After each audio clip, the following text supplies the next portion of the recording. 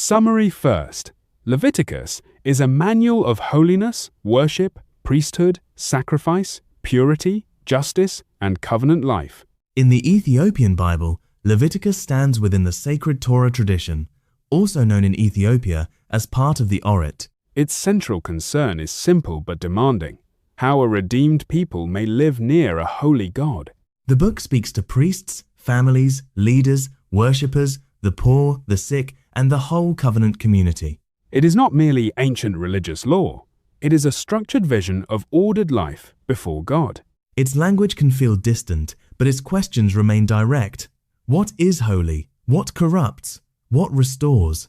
For immediate context, Leviticus follows Exodus, where Israel is delivered from Egypt and the tabernacle is completed. That matters, because Leviticus assumes God is now dwelling among the people in that sacred tent. The issue is no longer only escape from bondage. The issue is life in the presence of God. Exodus ends with divine glory filling the tabernacle. Leviticus explains how people may approach that glory. The immediate setting is the wilderness at Sinai, with Moses receiving instructions from the Lord. The audience is Israel, but many commands focus especially on Aaron, his sons, and the priestly office. The book context is the larger Pentateuch, the 5-book foundation of biblical law, covenant, and origins. Genesis explains creation, promise, and the patriarchs. Exodus explains rescue, covenant, and the sanctuary. Leviticus then explains how covenant worship and covenant conduct are to be maintained. Numbers will show the people journeying and struggling. Deuteronomy will restate covenant instruction before entry into the land. So Leviticus sits at the center, almost like a theological control room for Israel's identity. Its placement signals that worship, ethics, and holiness are not side issues. They are central. Historically, the world behind Leviticus is ancient Near Eastern, tribal, agrarian, and temple-oriented. Sacrifice, priests, sacred space, ritual purity, and festivals were familiar concepts in that cultural environment. But Leviticus gives those concepts a distinct covenant meaning under the God of Israel. The book is not random regulation.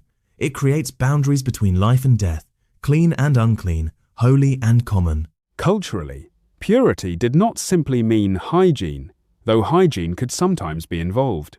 Purity concerned fitness for sacred space, symbolic wholeness, and proper approach to God.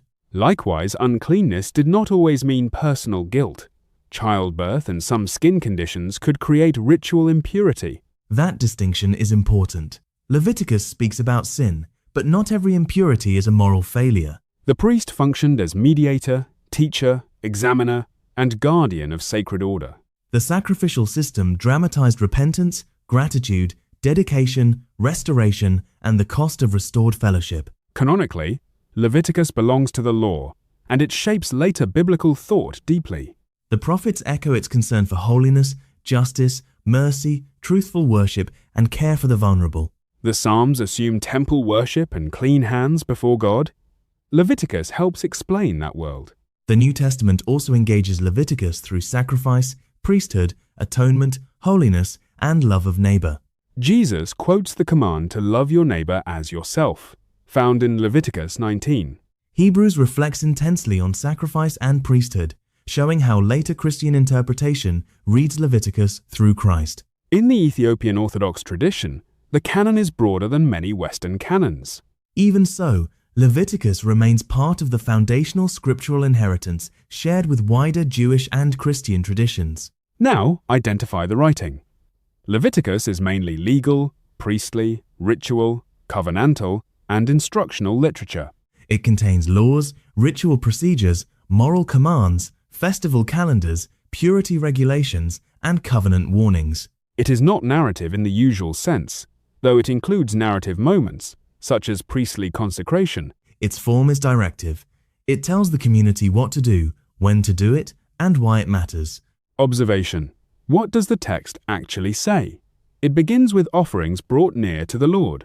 It describes burnt offerings, grain offerings, peace offerings, sin offerings, and guilt offerings. These offerings address devotion, thanksgiving, fellowship, purification, restitution, and restored access to God. The book then turns to priestly ordination, showing Aaron and his sons set apart for service. It also records a severe warning through the death of Nadab and Abihu after unauthorized fire. That episode teaches that sacred service is not casual, improvised, or self-defined. Leviticus then gives instructions about clean and unclean animals, bodily conditions, disease, discharges, and purification.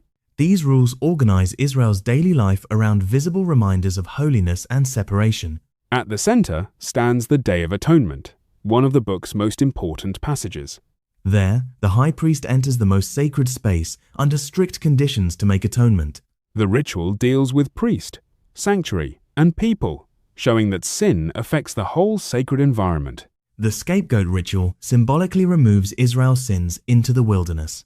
After that, Leviticus expands into what is often called the Holiness Code. It addresses sexuality, justice, treatment of workers, honesty, the poor, foreigners, family, worship, and speech. The repeated logic is, be holy, because the Lord your God is holy.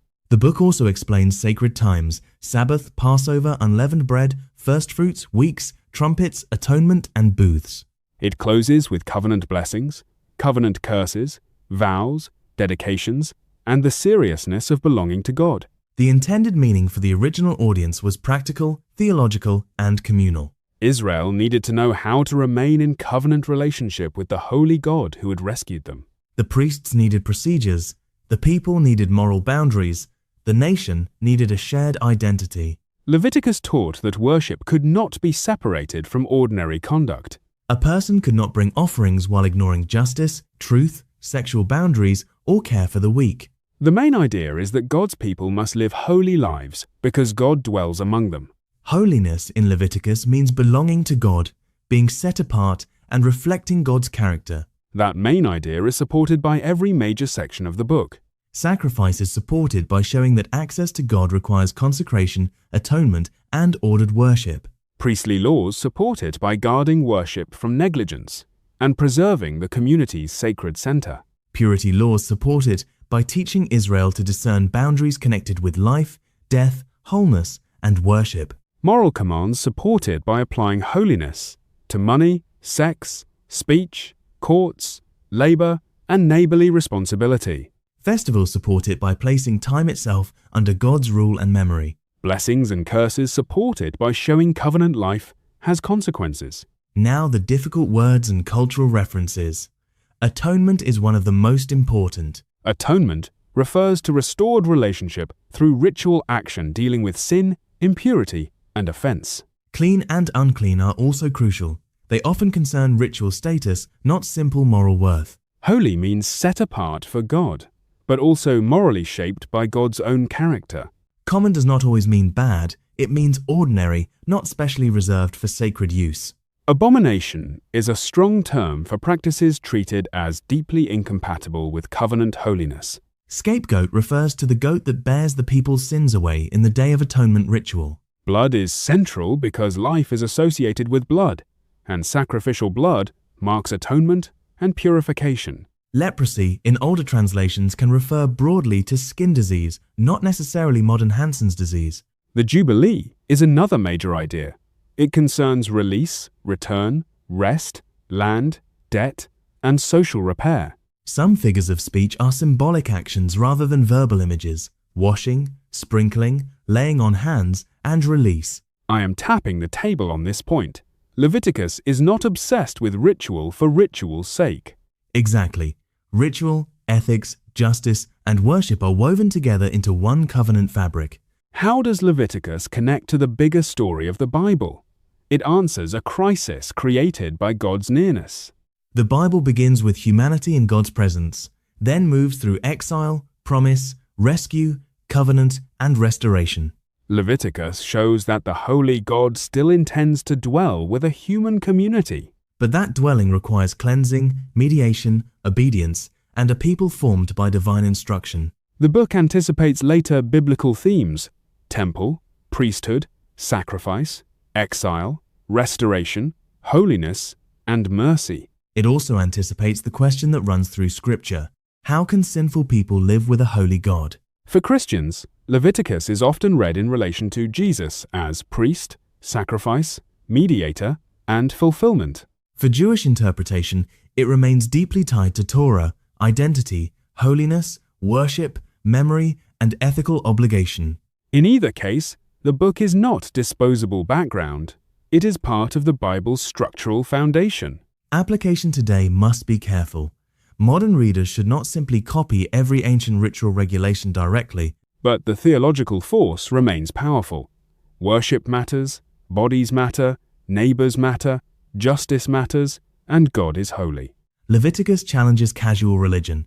It refuses to treat God as an accessory to personal preference. It also challenges private spirituality that ignores workers, immigrants, the poor, elders, and vulnerable people.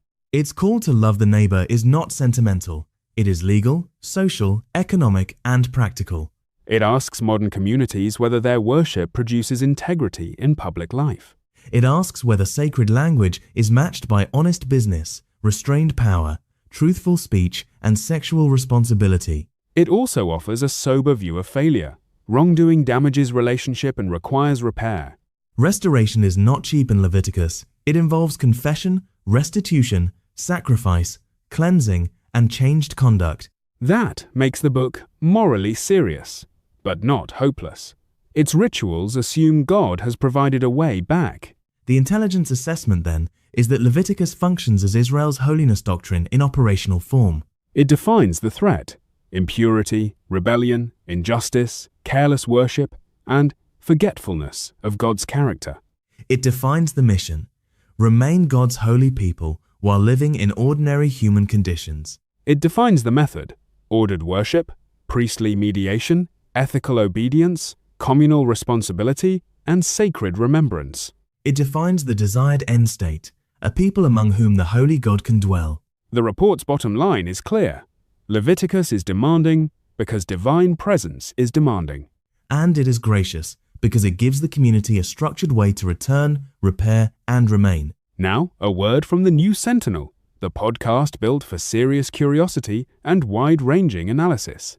The New Sentinel brings deep dives into pop culture, military operations, global security, history, faith, and strategy. Each episode is crafted for listeners who want more than surface commentary. Expect detailed analysis, engaging storytelling, expert interviews when available, and conversations that connect facts to meaning. Whether you follow entertainment, world affairs, defense issues, or cultural debates, the New Sentinel has room for you. Tune in, view, subscribe, and comment to stay informed and entertained. And if you are an entrepreneur, the New Sentinel can help advertise your product or service. Bring your brand to an audience that values depth, context, and thoughtful conversation. Returning to Leviticus, one final point matters for readers today. Do not read it only as a list. Read it as a world shaped around God's presence. Its sacrifices reveal the seriousness of communion. Its laws reveal the reach of holiness. Its purity system reveals that life with God involves discernment, discipline, and reverence.